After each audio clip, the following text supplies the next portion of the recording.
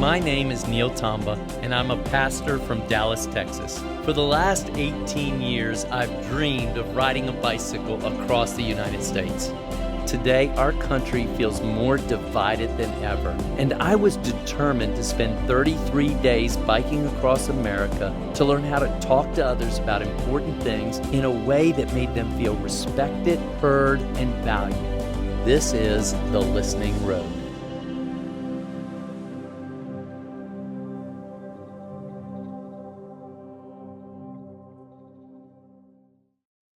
It's hard to believe we are at day 30.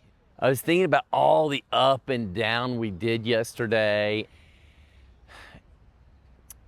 And that's real life. There are ups and downs. And I wonder, will I ever get to this place where I'm just not getting so rattled on the hard uphills of life and somehow believing God's ability to show up and get me to the next place. And it might not be pretty, and it might not be how I dreamed, and it might not be exactly what I wanted for things, but He's making happen what He wants to happen.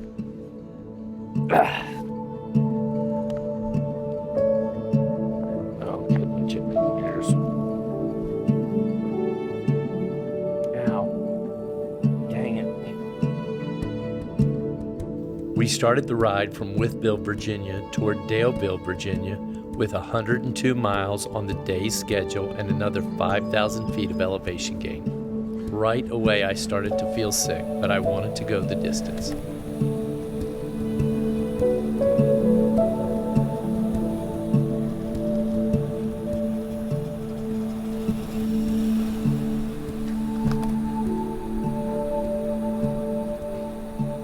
Eventually, we pulled off at a rest area and struck up a conversation with Art and Lori, two likable retirees traveling around in a Sprinter van. So you guys are living out of this thing? Full time. We don't have it. Sold your house, everything. Or gave it away.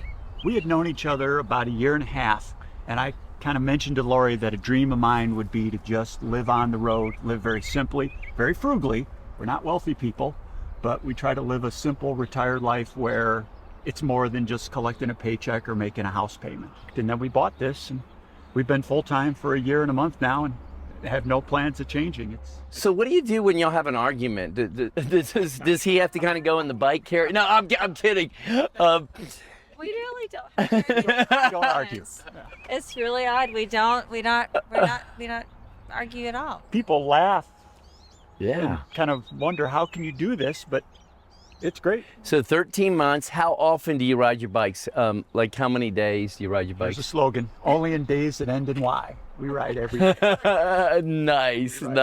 Where does this thing spend most of its time, like now? Are you in a certain state? In good weather? We chase good weather. We focus our summer months on where our families are. And then in the dead of winter, we're free to go to places where the weather is best. Arizona. And that's primarily the desert of California. Luckily, I do have one kid in California, so that's nice awesome. to get to see him. If somebody asked you, if they said, who is Jesus, what would you say? And so there's an indescribable nature to who is Jesus that doesn't require a specific definition. It's almost like that warm, fuzzy sensation of the house you were born and raised in, or that aunt or uncle that always loved you. And so I don't feel like I need to have a sense of who Jesus is. But I'm thrilled to know that there's a greater being out there. Who created this and that kind of idea? Sure, and just that we can rely on, and maybe it's immature to just rely on in difficult times, but that's kind of human nature. Yes. And we're all... For me, part of my kind of joy in talking to people is to say, I do think there's this objective idea to who God is and this subjective experience that He wants of us as we're pursuing both together. Mm-hmm. You're a very passionate person. Yes. As you're riding towards me, I judged you instantly as a very likable person. I was happy to talk to you. Thank you. And so you could be any faith, you could be any age, sex, size, it doesn't matter. When you meet people who strike you in a positive manner, that connection, whether it's for 30 seconds or for 30 minutes. I actually really appreciate you saying passionate and friendly. That's really nice to hear that. Y'all, thank you so much. Can I give you guys a hug? Just before we said our goodbyes, Lori offered to bandage my arm. It dawned on me that this was Lori's invitation of kindness to me. I felt gratitude and respect. Thank you, lady. So kind. Y'all, how fun was this? Thank y'all very much. When we started cycling again, I instantly felt worse. I tried to ride it out another few miles, but nothing seemed to be working. Finally, I stopped and asked the team to pray. Okay. Let's go do 5 miles. Start from there. I decided to take today 5 miles at a time.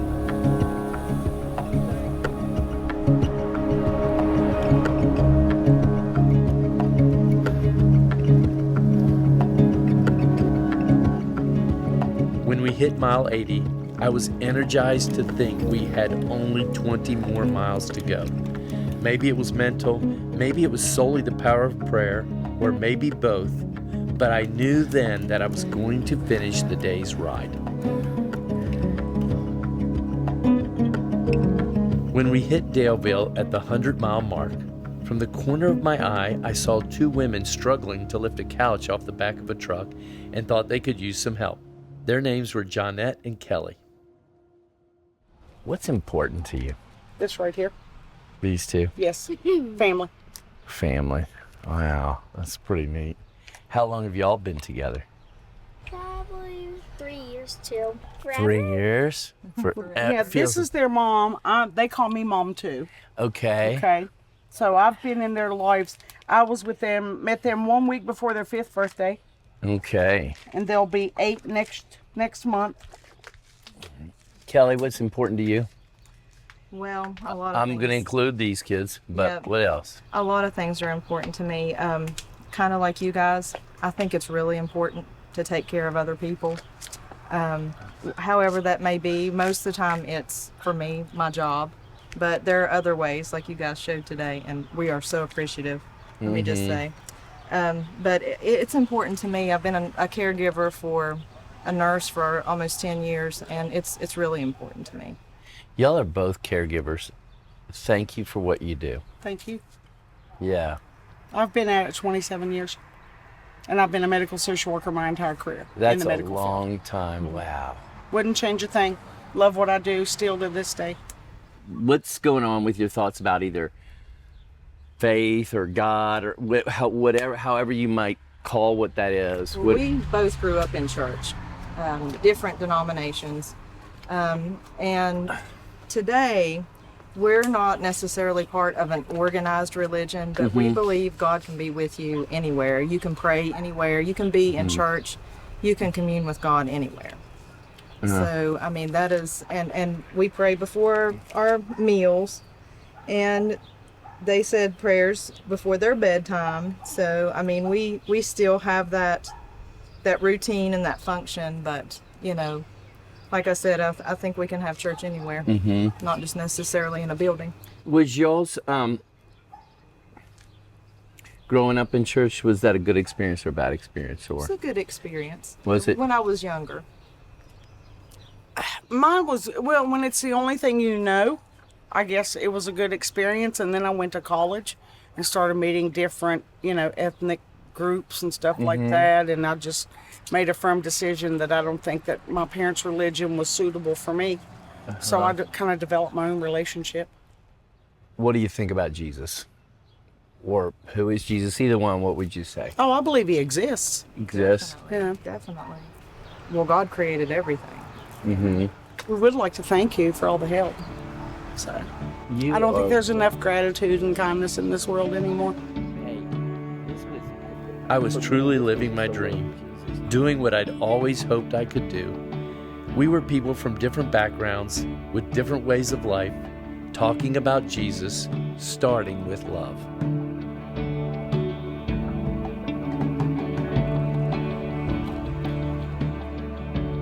I'm going to try not to fall over in the parking lot this morning.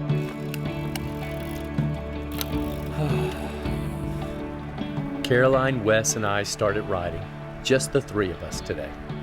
It was the 31st day of the trip. All that was left now was a quest to make it to the waters of the Atlantic, our finish line. 3 more days that would stretch our endurance even further. Okay. I'm gonna watch my power.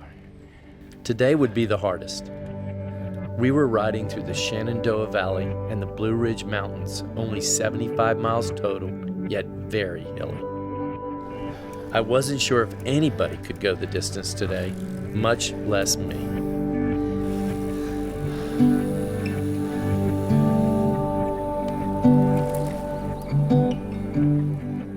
Around 1 p.m., we stopped in Lexington, Virginia for lunch.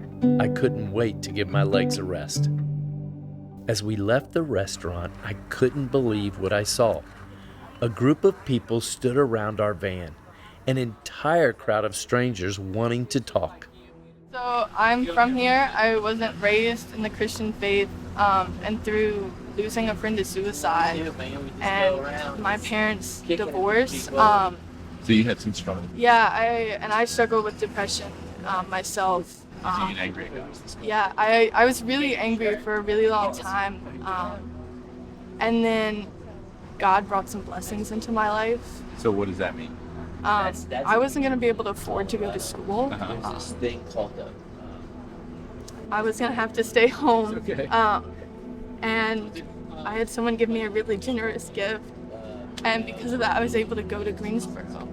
And it was there that I met other people who were Christians who helped me find my faith, and helped me answer questions and helped me just start looking for answers, because I didn't even know where to begin. And they helped me understand who God was.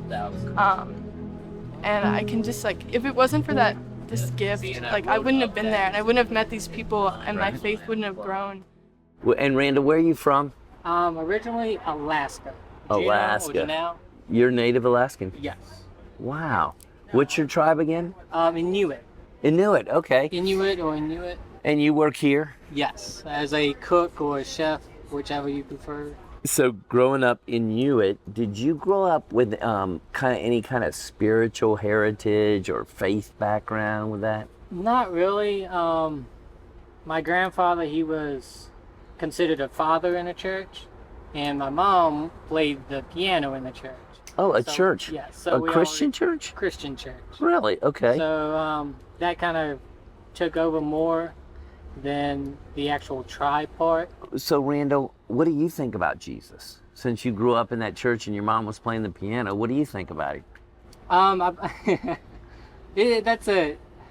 That can be a touchy subject. Hey, can I say this? No judgment. I'm just curious about your story. Well, with me, with all the information I've obtained through the churches, through reading the Bible, through all the information of all these sites and everything, yeah, I've become more of a thinker than a believer, I want to say, because I've gotten curious as to how do you have proof there's a heaven or hell if you can't come back to tell about it, or something like that. And so I just started thinking of questions like that and looked into the other religions, and it's just modifications of a few things, but basically they're all the same. And so I just I just got curious. Can we debate that? Right. Yeah. So, Reno, I love that you think about it, because I think a lot of times people discard it because they don't think about it, or just go with it and out and think about it. So I just want to affirm that, okay? So it's not touchy for me, no, okay? You're fine. But so you said something that I thought is fascinating. You said, heaven or hell, if you haven't been there, or people can come back and tell you, how do you know? Exactly. That's I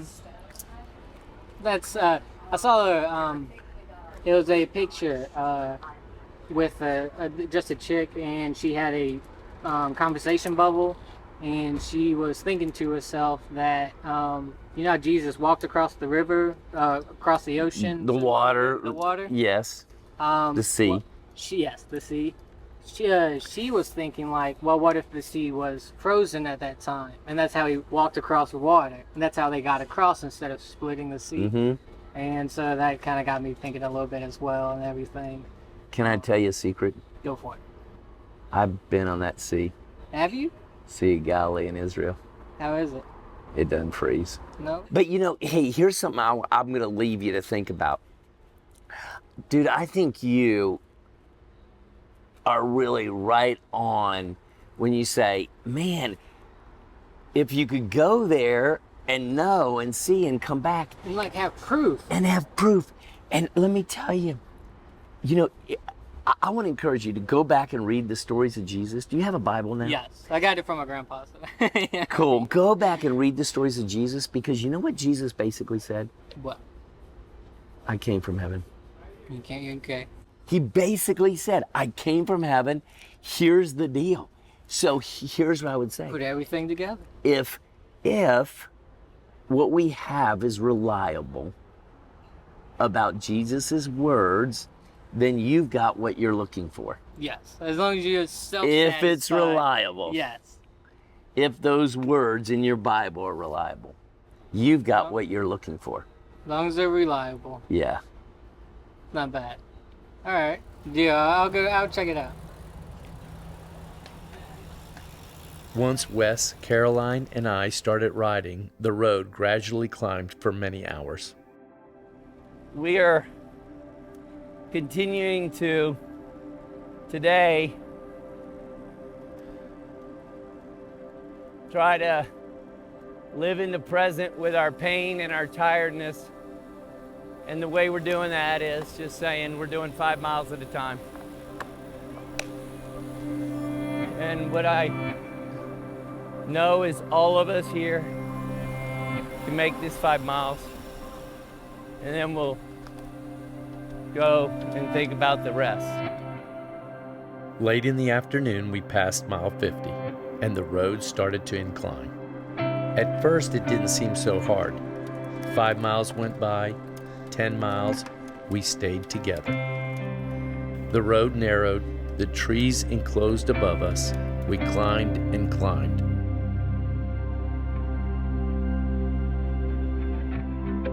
On these steep hills, each rider faces an individual battle. Caroline fell back, most likely to be picked up from a support vehicle. Then I saw Wes toss his water bottle to the side of the road in an effort to shed weight.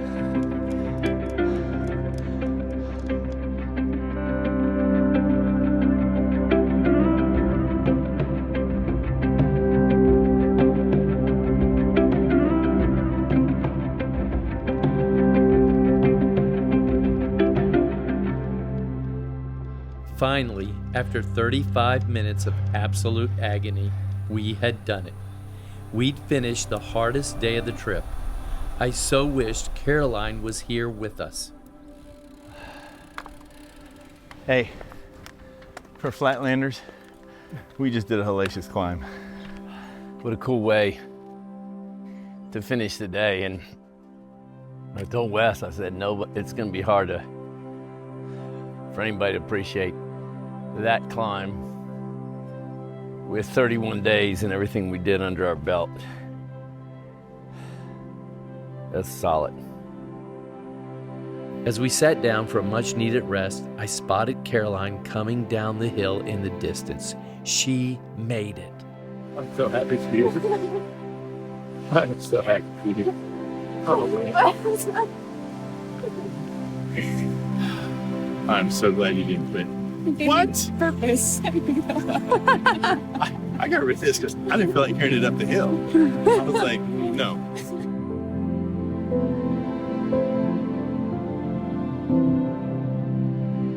All the moments of overcoming difficulties had propelled us forward.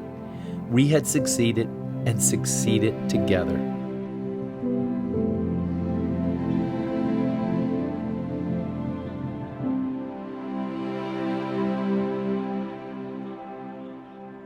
It would take 2 more days of hard riding before we reached the ocean. We didn't have any food with us for breakfast, so we drove down the mountain and along the Blue Ridge Parkway to the nearest town. The scenery through the van window was crazy beautiful. I so wanted to be out on my bike. Today we will ride from Montebello about 100 miles to Fredericksburg, Virginia. After breakfast, it was almost 11 o'clock, the latest we'd ever started our ride, and I was frustrated. I see the moon, y'all. So are we starting early or late? Not a good deal. Okay, and what I need now is a little more, not indifference. I want you to say it with a little more passion. And here's the deal. I've been riding my bike 32 days. I have been riding in a van this morning way too long, where I was totally uncomfortable in the seat, exercising to get on. About riding in the van way too long. I've been riding in the van for 32 days. Are you kidding me? Are you kidding me? But Beulah, you came here knowing that was gonna be your deal. That's. Okay, what do we need to do to get out of here? Join the conversation. Once we finally got on our bikes, the road was scenic, with lots of rolling hills and blue mountain vistas in the distance. Soon enough, we went from shady roads to boiling sun. The temperature heated up and didn't stop climbing until it hit 100 degrees. In the afternoon, as we rode through a small town, I spotted a woman sitting on the front porch of her house. Her name was Tamika. What's important to you? I think being happy is important. Mm-hmm. Yeah, being able to do and just be happy and be free. And how do you make that happen? You have to find what it means to you. Like career, there's another one. Relationship-wise, career-wise, what are your goals in life? So what makes you happy? Just being able to take care of myself and do jobs that I enjoy doing. And have you been able to do that? Because a lot of people struggle with that, you know? It is difficult. I was working at a location in Dahlgren just recently, and I didn't like it at all. It was very difficult position to work in. A lot of, I would say, some discrimination there at the school. I'm sorry to hear that. Confederate flags in that area. Okay, Tamika, can I ask you this? Because states we've gone through, we've seen these. When you see a Confederate flag, what does it say to you? Well, I don't take it personal because it's a piece of history. Yes. That is important to know about. But the concern I have is the people who want to preserve it and what reasons. I mean, is it historical or is it because you want to continue to enforce the whole ethnocentric white supremacy, hate? If you do it for historical purposes, but if you're doing it for the purpose of hate, then it's a problem. And so, Tamika, I know there's been enough stuff that white people have done intentionally, and sometimes out of ignorance, and sometimes out of both, that I just want to say to you, I'm sorry. Well, thank you. Your spiritual life, does it matter to you? What does that look like? Do you believe in a God, any of that? Oh, yeah, I believe in God. And spiritual life, yes, it does matter because you have to stay grounded. And so it's a very important piece of my life. Very important to believe in God, and it teaches you how to live, how to be a good person, how to treat other people. Caroline, Wes, and I kept riding. We rode single file. I wasn't paying attention and clipped the back of Caroline's wheel with my front tire. The contact caused me to swerve slightly. My front tire hit a rut, and I went end over end into tall grass. Since I only had minor pain, we kept riding.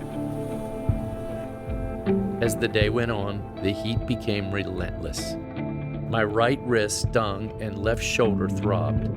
At this point, all I wanted was for this trip to be over.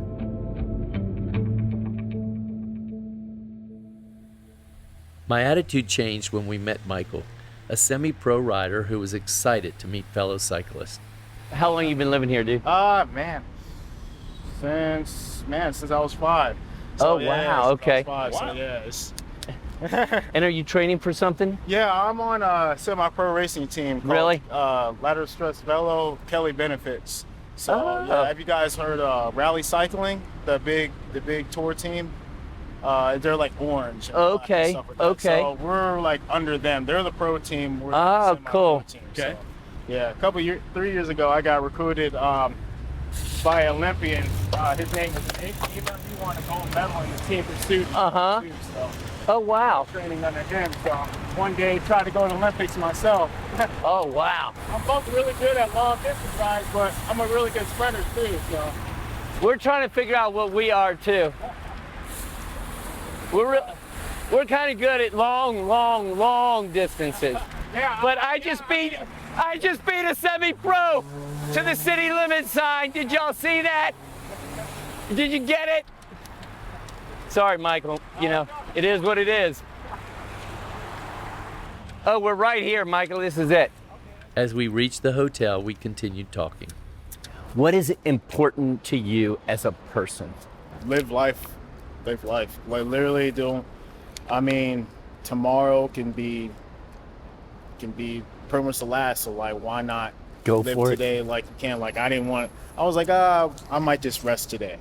If I rested, I would have never been here. That's right. I'm on my bike doing what I love. So that's another thing. Do what you love as well too. Spirituality, faith, God, any of that, how does that play into what you do, if at all? I would say, definitely God has got me through a lot. There's times where it was like, yeah, maybe I should do this sport, but I would say without the sport, it definitely is. I wouldn't be where I'm at today in life. Wow. Track and field, met all the amazing people. If it wasn't for course, like I would say almost this is like my church. What do you think of when I say Jesus? Whether you've ever gone to church or not, what do you personally think of? I think of Jesus like, yeah, he's always there. He's always there no matter what your circumstances or your highs or lows, or even if you think you don't need him, he'll always be there. Or with you, I should say. Yeah. So. It was so encouraging talking with Michael. We have one more day to go, and the waters of the Atlantic feel so close.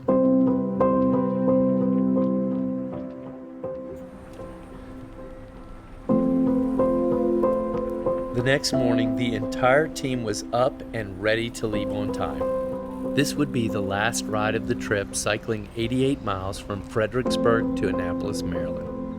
I was so excited about this day. However, right from the start, we took a number of wrong turns, and I was hurting.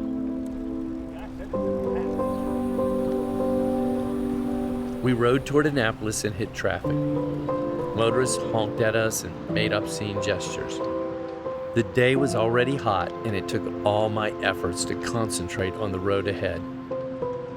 We seemed so close to our finish, yet so far away.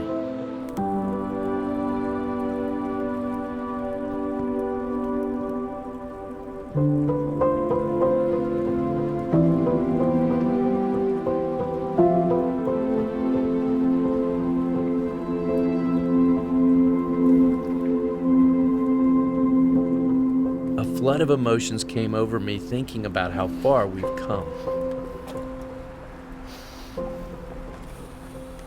So we're within 2 hours, and today's just been an interesting, hard day. I got issues going on, just physically, and it's just, I didn't expect it to be a battle to the end here. You know, but we never do we?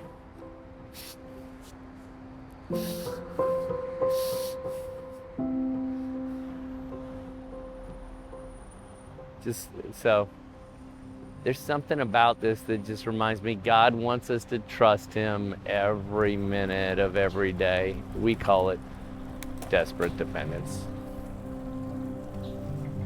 With 30 miles to go, my right hamstring cramped up. We had been riding for 33 days and my legs hadn't cramped at all until today. As I was struggling up the final hills, Wes came alongside of me and began to push me along. So much had transpired between Wes and me on this trip, yet even at the end, Wes was still there for me. I counted down the final miles on my trip computer. 4 miles to go, 3 miles, 2 miles, 1. We had done it. The trip was over. You are the man, buddy.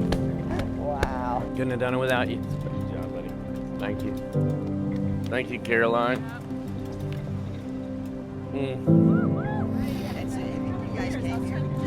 Oh, the rain is getting on your Thank face. you, Bill.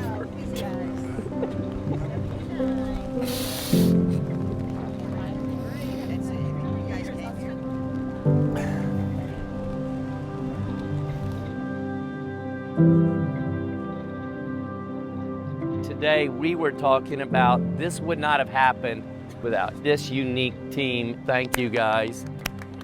And like nobody I've seen, Caroline has fought day after day through the pain.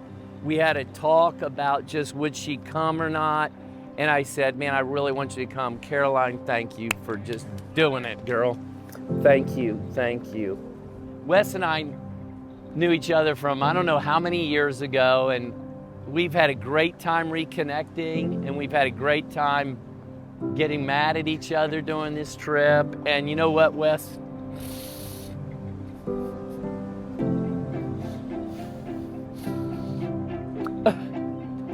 You know, brother, I hate it cramping up, but it was so good because y'all, Wes pushed me up 2 hills about 20 miles ago.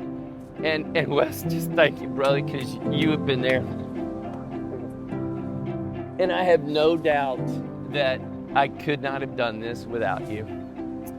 Vila, I know that you have done so much that nobody will ever see. And I know it wouldn't have happened without you, and without you being here, thank you very much.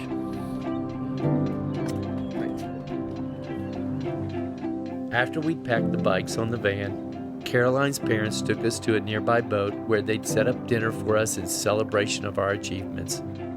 Yet all in all, the day hadn't felt very triumphant. As we ended the day, I said one silent prayer. Having finished the ride, feeling my lowest on this entire trip, I was still hanging on the words of Jesus, "My strength is made perfect in weakness."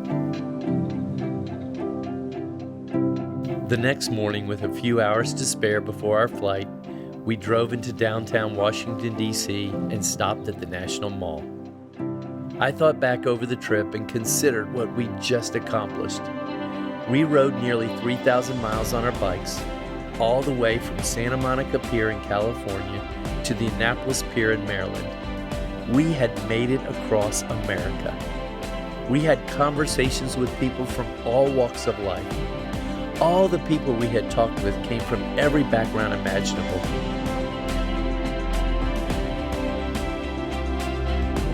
We had talked courteously, kindly, and respectfully, without arguing, about things that are often so divisive: politics, passions, hopes, faith, Jesus. And I realized the conversations aren't going to stop. This is what we came to do on this trip, and this is what we're going to keep doing once we get home. We had taken the trip and dove into conversations with strangers from coast to coast. We had listened, and the conversations are just beginning.